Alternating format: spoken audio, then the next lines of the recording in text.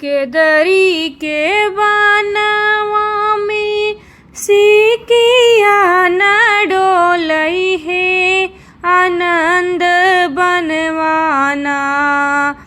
देवी डारेली झुलनवा है आनंद बनवाना।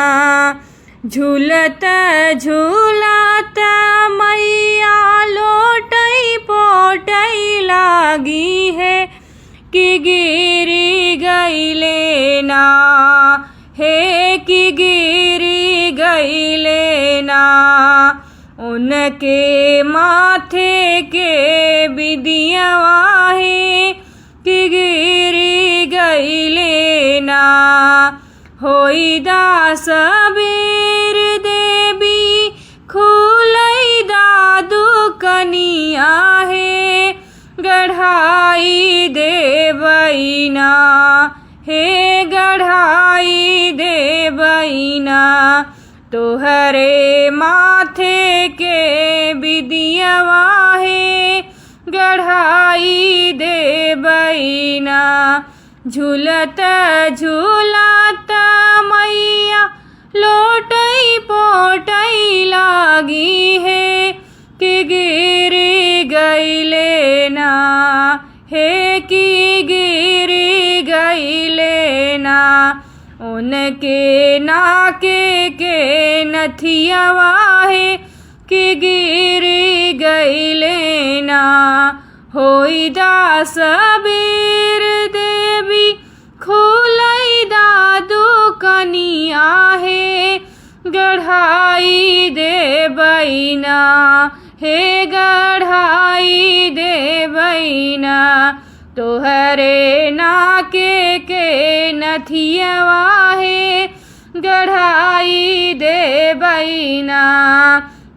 झूलत झूलत मैया लोटई पोटई लागी है कि गिरी गईले ना है कि गिरी गईले ना। उनकर सोने के कंगनवा है कि गिरी गईले ना। केदरी के बनवा में सिकिया न डोलई है आनंद बनवाना।